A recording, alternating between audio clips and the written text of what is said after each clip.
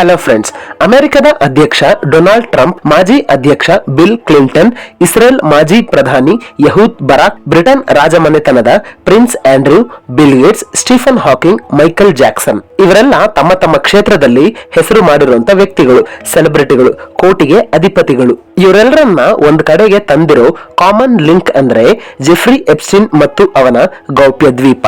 ಇವರೆಲ್ಲ Jeffrey Epstein ನ personal dairy, messages, flight vlogs ನಲ್ಲಿ ಕಾಣಿಸ್ಕೊಂಡವರು. ಫ್ರೆಂಡ್ಸ್, ಒಬ್ಬ ಸಾಧಾರಣ ಗಣಿತ ಮೇಷ್ಟ್ರು ಅಪಾರ ಕುಬೇರರನ್ನ ತನ್ನ ಕೈಬೊಂಬೆ ತರ ಹೇಗೆ ಆಡಿಸ್ತಿದ್ದ. ಫ್ರೆಂಡ್ಸ್, ಈ ವಿಡಿಯೋದಲ್ಲಿ ಜೆಫ್ರಿ ಎಪ್ಸ್ಟೀನ್ ನ ಹಿನ್ನೆಲೆ ಏನು, ನಿಜವಾಗ್ಲೂ ಎಪ್ಸ್ಟೀನ್ ಫೈಲ್ಸ್ ಅಂದ್ರೆ ಏನು ಅನ್ನೋದನ್ನ ಈ ವಿಡಿಯೋದಲ್ಲಿ ನೋಡೋಣ.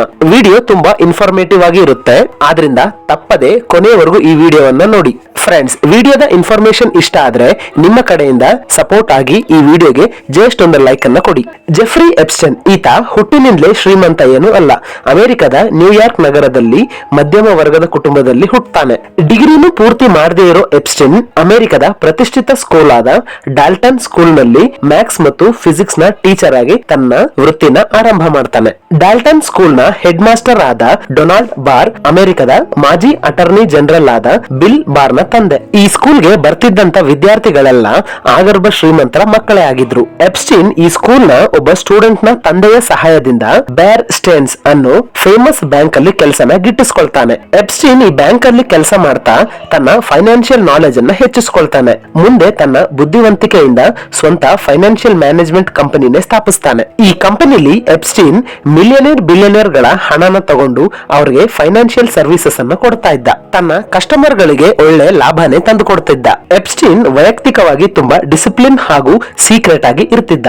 ಇದರಿಂದಲೇ ಜನರಿಗೆ ಅವನ ಬಗ್ಗೆ ಕುತೂಹಲ ಮತ್ತು ಆಸಕ್ತಿ ಅನ್ನೋದು ಹೆಚ್ಚಾಗುತ್ತೆ. ಎಪ್ಸ್ಟೀನ್ಗೆ ನ್ಯೂಯಾರ್ಕ್ ನಗರದಲ್ಲಿ ವಿಶಾಲವಾದ ಮನೆ, ಪ್ಯಾರಿಸ್ ಅಲ್ಲಿ ಸ್ವಂತ ಅಪಾರ್ಟ್ಮೆಂಟ್, ಮೆಕ್ಸಿಕೋದಲ್ಲಿ ಸಾವಿರಾರು ಎಕರೆ ಫಾರ್ಮ್ ಹೌಸ್, ಫ್ಲೋರಿಡಾದಲ್ಲಿ ಬಂಗಲೆ, ಈ ಎಲ್ಲದಕ್ಕಿಂತ ಮಿಗಿಲಾಗಿ ಕರಿಬಿಯನ್ ಸಮುದ್ರದಲ್ಲಿ ಲಿಟಿಲ್ ಸೈಂಟ್ ಜೇಮ್ಸ್ ಅನ್ನೋ ಸ್ವಂತ ದ್ವೀಪನೂ ಇದೆ. ಒಬ್ಬ ವ್ಯಕ್ತಿಗೆ ಸ್ವಂತ ದ್ವೀಪ ಇರೋದ್ರಿಂದ ಲಾಭ ಏನು ಅಂದ್ರೆ ಇಲ್ಲಿ ಈತನಿಗೆ ಬೇಕಾದ ರೂಲ್ಸ್, ರೆಗ್ಯುಲೇಷನ್ಸ್, ಕಾನೂನನ್ನ ಇಟ್ಕೋಬಹುದು. ಇದರ ಜೊತೆಗೆ ಈತನಿಗೆ ಪ್ರೈವೇಟ್ ಜೆಟ್ ಲೋಲಿಟಾ ಎಕ್ಸ್ಪ್ರೆಸ್ ಅನ್ನೋ ಒಂದು ವಿಮಾನನೂ ಇತ್ತು. ಎಪ್ಸ್ಟೀನ್ ನ ಲೈಫ್ ಸ್ಟೈಲ್ ಅನ್ನ ಕಂಡು ಎಲ್ಲರೂ ಈತನನ್ನ ಒಬ್ಬ ಪ್ರಭಾವಿ ರಾಜನ ತರ ನೋಡ್ತಿದ್ರು.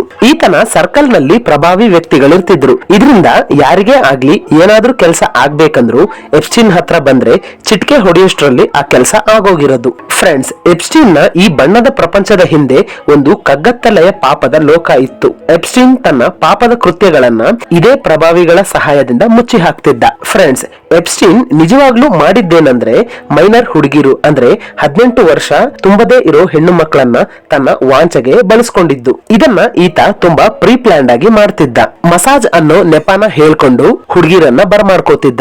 ಸ್ಕೂಲು ಕಾಲೇಜ್ಗೆ ಹೋಗ್ತಿದ್ದಂತ ಬಡ ವಿದ್ಯಾರ್ಥಿನಿಯರೇ ಇವನ ಟಾರ್ಗೆಟ್ ಆಗಿದ್ರು. ಇವರಿಗೆ ಗಂಟೆಗಿಷ್ಟು ಕಾಸು ಕೊಡ್ತೀನಿ, ಬಂದು ಮಸಾಜ್ ಮಾಡಿದ್ರೆ ಸಾಕು ಅಂತ ಹೇಳಿ ಅವರನ್ನ ಕರೆಸ್ಕೋತಿದ್ದ. ಇದನ್ನ ಮುಂದೆ ನಿಂತು ನಡೆಸ್ತಿದ್ದವಳು ಗ್ಲಿಸನ್ ಮ್ಯಾಕ್ಸ್ವೆಲ್ ಅನ್ನೋ ಮಹಿಳೆ. ಈಕೆ ಅಮೆರಿಕದ ಹೆಸರಾಂತ ಮೀಡಿಯಾ ಸಂಸ್ಥೆಯ ಮಾಲೀಕ ರಾಬರ್ಟ್ ಮ್ಯಾಕ್ಸ್ವೆಲ್ ನ ಮಗಳು. ಈಕೆ ಮೈನರ್ ಹುಡುಗಿರನ್ನ ತನ್ನ ಬೆಣ್ಣೆ ಮಾತುಗಳಿಂದಲೇ ಒಪ್ಸಿ ಕರ್ಕೊಂಡು ಬರ್ತಿದ್ಲು. ಈಕೆ ಮಾಡ್ತಿದ್ದ ಕೆಲಸನೇ ಗ್ರೂಮಿಂಗ್ ಅಂತ ಕರೀತಾರೆ. ಹೀಗೆ ಒಬ್ರು ಮತ್ತಷ್ಟು ಹುಡುಗಿರನ್ನ ಕರ್ಕೊಂಡ್ಬಂದು ನೂರಾರು ಜನ ಈ ಪಿರಾಮಿಡ್ ಸ್ಕ್ಯಾಮ್ ಗೆ ಬಲಿಯಾಗ್ತಾರೆ. ಇವರನ್ನೆಲ್ಲ ಮೊದಲು ಬರೀ ನ್ಯೂಯಾರ್ಕ್, ಫ್ಲೋರಿಡಾದಲ್ಲಿ ಇರಿಸ್ತಿದ್ರು. ಮುಂದೆ ತನ್ನ island little Saint James island ಗೆ ಕಳುಹಿಸ್ತಿದ್ದ. ಈ ದ್ವೀಪನ ಐಲ್ಯಾಂಡ್ ಆಫ್ ಸಿನ್ ಅಂದ್ರೆ ಪಾಪದ ದ್ವೀಪ ಅಥವಾ ಪೆಡೋಫೈಲ್ ದ್ವೀಪ ಅಂತ ಕರೀತಿದ್ರು. ಎಪ್ಸ್ಟೀನ್ ಬಲೆಗೆ ಬಿದ್ದ ಹುಡುಗಿರ್ನ ಲೋಲಿಟಾ ಎಕ್ಸ್ಪ್ರೆಸ್ ಅನ್ನೋ ತನ್ನ ಪ್ರೈವೇಟ್ ವಿಮಾನದಲ್ಲಿ ಲಿಟಿಲ್ ಸೈಂಟ್ ಜೇಮ್ಸ್ ಐಲ್ಯಾಂಡ್ಸ್ ಗೆ ಕಳುಹಿಸ್ತಿದ್ದ. ಅಲ್ಲಿ ಮೊದಲು ಈ ಹುಡುಗಿರ ಮೊಬೈಲ್ ಮತ್ತು ಪಾಸ್ಪೋರ್ಟ್ ಅನ್ನ ಕಿತ್ತು ಇಟ್ಕೋತಿದ್ರು. ಈ ಅಮಾಯಕ ಹುಡುಗಿರು ಅಲ್ಲಿ ನಿಸ್ಸಹಾಯಕ ಸ್ಥಿತಿಲಿ ಇರ್ತಿದ್ರು. ಅಲ್ಲಿ ಅವರು ಕಾಪಾಡಿ ಅಂತ ಕಿರ್ಚಿದ್ರು, ಅಲ್ಲಿ ಕಾಪಾಡೋಕೆ ಯಾರು ಬರ್ತಾ ಇರ್ಲಿಲ್ಲ. ಈ ದ್ವೀಪದಲ್ಲೇ ಎಪ್ಸ್ಟೀನ್ ಶ್ರೀಮಂತರಿಗೆ, ರಾಜಕಾರಣಿಗಳಿಗೆ, ಬಿಸಿನೆಸ್ ಮ್ಯಾನ್ ಗಳಿಗೆ, ಸೈಂಟಿಸ್ಟ್ ಗಳಿಗೆ ಹದಿಹರೆಯದ ಹುಡುಗಿರ್ನ ಸಪ್ಲೈ ಮಾಡ್ತಿದ್ದ. ಅಲ್ಲಿ ನಡೆಯೋ ಅನಾಚಾರನೆಲ್ಲ ರೆಕಾರ್ಡ್ ಮಾಡಿ ಇಟ್ಕೋತಿದ್ದ. ಇದರಿಂದಲೇ ಇದರ ಬಗ್ಗೆ ಹೊರಗೆ ಯಾರೂ ಬಂದು ಮಾತನಾಡ್ತಿರ್ಲಿಲ್ಲ. ಅಮಾಯಕ ಹುಡುಗಿರಿಗೆ ಈ ದ್ವೀಪ ಪಾಪದ ಕೂಪ ಆದ್ರೆ ಶ್ರೀಮಂತರಿಗೆ ಇದೊಂದು ವೆಕೇಶನ್ ಸ್ಪಾಟ್ ಆಗಿತ್ತು. ಆದ್ರೆ ಎಪ್ಸ್ಟೀನ್ ಗೆ ಮಾತ್ರ ಇದೊಂದು ಬ್ಲಾಕ್ ಮೇಲ್ ಫ್ಯಾಕ್ಟರಿ ಆಗಿತ್ತು. ಈ ದುಷ್ಕೃತ್ಯ ಯಾವುದೇ ಅಡ್ಡಿ ಆತಂಕ ಇಲ್ಲದಿರ ಕೆಲ ದಶಕಗಳವರೆಗೂ ನಡೀತಿತ್ತು. ಆದ್ರೆ 2005ರಲ್ಲಿ ಅಮೆರಿಕದ ಫ್ಲೋರಿಡಾ ನಗರದ ಪಾಮ್ ಬೀಚ್ ಪೊಲೀಸರಿಗೆ ಮೊದಲ ಕಂಪ್ಲೇಂಟ್ ಸಿಗುತ್ತೆ. ಓರ್ವ ತಾಯಿ ತನ್ನ ಮಗಳಿಗೆ ಅನ್ಯಾಯ ಆಗಿದೆ ಅಂತ ಕಂಪ್ಲೇಂಟ್ ಅನ್ನ ಕೊಡ್ತಾಳೆ. ಆಗ ಪೊಲೀಸರು ತನಿಖೆ ನಡೆಸಿದಾಗ ಅವರಿಗೆ ಕೆಲ ಶಾಕಿಂಗ್ ಸಾಕ್ಷ್ಯಗಳು ಸಿಗುತ್ತೆ. ಆಗ್ಲೇ ಪೊಲೀಸರಿಗೆ ಎಪ್ಸ್ಟೀನ್ ಎಷ್ಟು ಪ್ರೀಪ್ಲಾನ್ಡ್ ಆಗಿ ಈ ತಪ್ಪನ್ನ ಮಾಡ್ತಿದ್ದ ಅನ್ನೋದು ಗೊತ್ತಾಗುತ್ತೆ. ಪೊಲೀಸರಿಗೆ ಸಿಕ್ಕ ಸಾಕ್ಷ್ಯಾಧಾರಗಳ ಪ್ರಕಾರ ಎಪ್ಸ್ಟೀನ್ಗೆ ಕಠಿಣ ಶಿಕ್ಷೆ ವಿಧಿಸಬೇಕು.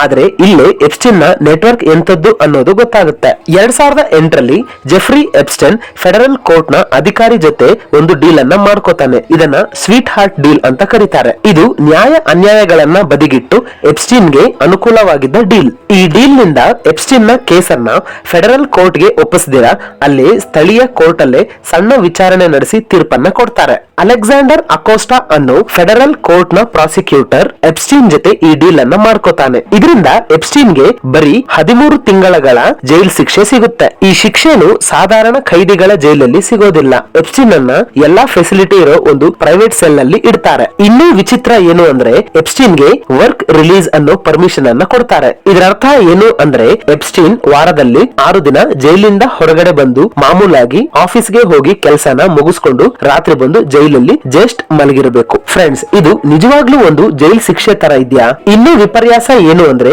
ಈ ಡೀಲ್ ಅಲ್ಲಿ ಎಪ್ಸ್ಟೀನ್ ನ ಜೊತೆ ಭಾಗಿಯಾಗಿದ್ದವರನ್ನ ಯಾರನ್ನು ಮುಂದೆ ಪ್ರಾಸಿಕ್ಯೂಟ್ ಮಾಡೋ ಹಾಗಿಲ್ಲ, ಅಂದ್ರೆ ವಿಚಾರಣೆ ಮಾಡೋ ಹಾಗಿಲ್ಲ ಅಂತ ಡೀಲ್ ನಲ್ಲಿ ಬರ್ಕೊಂಡಿದ್ದ. ಇದರಿಂದ ಈ ಕೇಸ್ ಅಲ್ಲಿ ಎಪ್ಸ್ಟೀನ್ ಅನ್ನ ಬಿಟ್ರೆ ಬೇರೆ ಯಾರನ್ನು ವಿಚಾರಣೆ ನಡೆಸಲೇ ಇಲ್ಲ. ಹೀಗೆ 2008ರಲ್ಲಿ ತನಗಿದ್ದ ಹಣ ಪರಿಚಯಗಳಿಂದ ಕಾನೂನನ್ನು ತನ್ನ ಕಪಿಮುಷ್ಟಿಲಿ ಇಟ್ಕೋತಾನೆ. ಹೀಗೆ 2008ರಿಂದ ಸುಮಾರು 10 ವರ್ಷಗಳವರೆಗೂ ಎಪ್ಸ್ಟೀನ್ ಸ್ವತಂತ್ರವಾಗಿ ತಿರುಗಾಡ್ತಾನೆ. ಆದ್ರೆ ಮಿಯಾಮಿ ಹೆರಾಲ್ಡ್ ಪತ್ರಿಕೆಯ ಜೂಲಿ ಕೆ ಬ್ರೌನ್ ಅನ್ನೋ ಜರ್ನಲಿಸ್ಟ್ ಗೆ ಈ ಹೆಣ್ಣು ಮಕ್ಕಳಿಗೆ ಹೇಗಾದ್ರೂ ಮಾಡಿ ನ್ಯಾಯ ಕೊಡಿಸಬೇಕು ಅಂತ ಅನ್ಸುತ್ತೆ. ಇದಕ್ಕೋಸ್ಕರ ಅವರು ಮತ್ತೆ ಸಂತ್ರಸ್ತೆಯರನ್ನೆಲ್ಲ ಹುಡುಕಿ ಅವರ ಕಣ್ಣೀರ ಕಥೆನ ಪ್ರಪಂಚದ ಮುಂದಿಡ್ತಾರೆ. ಇದರಿಂದ ಸಮಾಜದಲ್ಲೂ ಬದಲಾವಣೆ ಬರುತ್ತೆ. ಮೀಟು ಅನ್ನೋ ಹೋರಾಟನೂ ಶುರು ಆಗುತ್ತೆ. ಇದರಿಂದ ಹೆಣ್ಣು ಮಕ್ಕಳ ಮೇಲೆ ನಡೆಯೋ ಅಪರಾಧಗಳನ್ನೆಲ್ಲ ಪೊಲೀಸರು ಸೀರಿಯಸ್ ಆಗಿ ತಗೊಳ್ಳೋದಕ್ಕೆ ಶುರು ಮಾಡ್ತಾರೆ.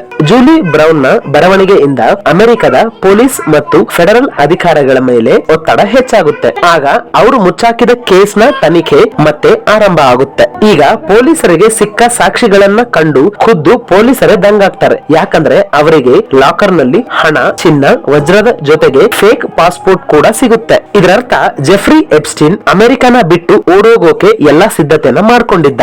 ಜುಲೈ 2019 ಎಪ್ಸ್ಟೀನ್ ಫ್ರಾನ್ಸ್ ನಿಂದ ತನ್ನ ಪ್ರೈವೇಟ್ ಜೆಟ್ ಅಲ್ಲಿ ವಾಪಸ್ ಆಗ್ಬೇಕಾದ್ರೆ FBI ಏಜೆಂಟ್ ಗಳು ಎಪ್ಸ್ಟೀನ್ ಅನ್ನ ಅರೆಸ್ಟ್ ಮಾಡ್ತಾರೆ. ಈ ಸಲ ಎಪ್ಸ್ಟೀನ್ ನ ಪರಿಸ್ಥಿತಿ ಬೇರೆ. ಯಾಕಂದ್ರೆ ಈ ಸಲ ಅವನನ್ನ ಕಾಪಾಡೋಕೆ ಯಾರಿಂದಲೂ ಸಾಧ್ಯ ಇಲ್ಲ. ಈ ಸಲ ಎಪ್ಸ್ಟೀನ್ ನ ನ್ಯೂಯಾರ್ಕ್ ನ ಸ್ಟ್ರಿಕ್ಟ್ ಜೈಲಲ್ಲಿ ಹಾಕ್ತಾರೆ. ಈ ಜೈಲ್ ನರಕಕ್ಕೆ ಸಮ ಅನ್ನೋ ಗಾಸಿಪ್ ಕೂಡ ಇದೆ. ಇಲ್ಲಿದ್ದ ಕೆಲವೇ ದಿನಗಳಿಗೆ ಅಂದ್ರೆ ಜುಲೈನ ಕೊನೆಯಲ್ಲಿ ಎಪ್ಸ್ಟೀನ್ ಜೈಲ್ ನ ಪ್ರಜ್ಞಾಹೀನ ಸ್ಥಿತಿಲಿ ಸಿಗ್ತಾನೆ. ಇದರಿಂದ ಜೈಲ್ನ ಅಧಿಕಾರಿಗಳು ಎಪ್ಸ್ಟೀನ್ ಅನ್ನ ಅಲ್ಲಿಂದ ಸೀಕ್ರೆಟ್ ವಾಚ್ ರೂಮ್ ಗೆ ಕಳಿಸ್ತಾರೆ. ಸೀಕ್ರೆಟ್ ವಾಚ್ ರೂಮ್ ಅಂತಂದ್ರೆ ಈ ಕೋಣೆ 24 ಗಂಟೆ ಜೈಲ್ನ ಅಧಿಕಾರಿಗಳ ಕಣ್ಗಾವಲಿನಲ್ಲೇ ಇರುತ್ತೆ. ಇಲ್ಲಿರೋರನ್ನ ಅಧಿಕಾರಿಗಳು 24 ಗಂಟೆ CCTV ಕ್ಯಾಮೆರಾ ಮುಖಾಂತರ ನೋಡ್ತಾನೆ ಇರ್ತಾರೆ. ಆದ್ರೆ ಕೆಲವೇ ದಿನಗಳಿಗೆ ಎಪ್ಸ್ಟೀನ್ ಅನ್ನ ವಿನಾಕಾರಣ ಈ ಸೀಕ್ರೆಟ್ ವಾಚ್ ರೂಮ್ ಇಂದ ಹೊರತರ್ತಾರೆ. ಇನ್ನು 10 ಆಗಸ್ಟ್ 2019ರಂದು ಎಪ್ಸ್ಟೀನ್ ನಿಗೂಢವಾಗಿ ತನ್ನ ಕೋಣೆಯಲ್ಲಿ ನೇಣು ಹಾಕೊಂಡು ಶವವಾಗಿ ಸಿಗ್ತಾನೆ. ಇದರಿಂದ ಅಧಿಕಾರಿಗಳು ಇದೊಂದು ಆತ್ಮಹತ್ಯೆ ಅಂತ ಘೋಷಿಸ್ತಾರೆ. ಆದ್ರೆ ಈ ಸಾವಿನ ಸುತ್ತ ಎಷ್ಟೋ ಅನುಮಾನಗಳು ಇನ್ನೂ ಜೀವಂತವಾಗಿದೆ. ಅದರಲ್ಲೊಂದು ಎಪ್ಸ್ಟೀನ್ ಸತ್ಯನ ಬಾಯ್ಬಿಟ್ರೆ ಪ್ರಪಂಚದ ಎಷ್ಟೋ ಸೆಲೆಬ್ರಿಟಿಗಳು, ರಾಜಕಾರಣಿಗಳು ಕಂಬಿ ಎಣಿಸಬೇಕಾಗುತ್ತೆ ಅಂತ ಇವನನ್ನ ಸಾಯಿಸಿದ್ದಾರೆ ಅನ್ನೋದು. 2024ರಲ್ಲಿ ಪ್ರಪಂಚಕ್ಕೆ ಶಾಕ್ ಕೊಡುವಂತ ಘಟನೆ ನಡೆಯುತ್ತೆ. ಅದೇ ಎಪ್ಸ್ಟೀನ್ ಫೈಲ್ಸ್ ನ ಬಿಡುಗಡೆ. ಫ್ರೆಂಡ್ಸ್, ಎಪ್ಸ್ಟೀನ್ ಫೈಲ್ಸ್ ಏನು ಅಂತಂದ್ರೆ ವರ್ಜೀನಿಯಾ ಜೆಫ್ರಿ ಅನ್ನೋ ಸಂತ್ರಸ್ತೆ ಗಿಸ್ಲೆನ್ ಮ್ಯಾಕ್ಸ್ವೆಲ್ ಮೇಲೆ ಹಾಕಿದ ಮಾನನಷ್ಟ ಮೊಕದ್ದಮೆಗೆ ಸಂಬಂಧಿಸಿರೋ ಕೋರ್ಟ್ ನ ಪತ್ರಗಳು. ಇಷ್ಟು ದಿನ ಈ ಪತ್ರಗಳನ್ನ ಸೀಕ್ರೆಟ್ ಆಗಿ ಇಟ್ಟಿದ್ರು. ಯಾಕಂದ್ರೆ ಇದರಲ್ಲಿ ದೊಡ್ಡ ದೊಡ್ಡ ವ್ಯಕ್ತಿಗಳ ಹೆಸರುಗಳಿದ್ವು. ಕೋರ್ಟ್ ತನಿಖೆ ಮುಗಿಯೋವರೆಗೂ ಇದು ಹೊರಬರಬಾರದು ಅಂತ ಆಜ್ಞೆ ಮಾಡಿತ್ತು. ಆದ್ರೆ ನ್ಯಾಯಾಧೀಶೆ ಲೌರೆಟ್ ಪೆಸ್ಕಾಳ ಆಜ್ಞೆಯ ಮೇರೆಗೆ ಇವುಗಳನ್ನ ಪಬ್ಲಿಕ್ ಡೊಮೇನ್ ನಲ್ಲಿ ಪ್ರಕಟಿಸುತ್ತಾರೆ. ಇದರಲ್ಲಿ ಎಷ್ಟೋ ಜನರ ಬಗ್ಗೆ ಲೈಂಗಿಕ ಶೋಷಣೆಯ ಆರೋಪ ಇದೆ. ಅದರಲ್ಲಿ ಬ್ರಿಟನ್ ರಾಜಕುಮಾರ ಪ್ರಿನ್ಸ್ ಆಂಡ್ರ್ಯೂನ ಕೇಸು ಇದೆ. ಸಂತ್ರಸ್ತೆ ವರ್ಜೀನಿಯಾ ಜೆಫ್ರಿ ಮೀಡಿಯಾ ಮುಂದೆ ಬಂದು ಪ್ರಿನ್ಸ್ ಆಂಡ್ರ್ಯೂ ತನಗೆ ಲೈಂಗಿಕ ಶೋಷಣೆ ಮಾಡಿದಾನೆ ಅಂತ ಹೇಳ್ಕೊತಾಳೆ. ಇದರಿಂದ ಬ್ರಿಟನ್ ನ ಕ್ವೀನ್ ಎಲಿಜಬೆತ್ ತನ್ನ ಸ್ವಂತ ಮಗ ಪ್ರಿನ್ಸ್ ಆಂಡ್ರ್ಯೂ ನಿಂದ ಮಿಲಿಟರಿ ಟೈಟಲ್ಸ್, ರಾಜನ ಪಟ್ಟಣ ಹಿಂಪಡಿತಾಳೆ. ಪ್ರಿನ್ಸ್ ಆಂಡ್ರ್ಯೂ ಈ ಆರೋಪಗಳನ್ನ ಖಂಡಿಸಿದ್ರು. ಕೊನೆಗೆ ಕೋರ್ಟ್ ಅಲ್ಲಿ ಮಿಲಿಯನ್ ಗಟ್ಲೆ ಹಣನ ಕೊಟ್ಟು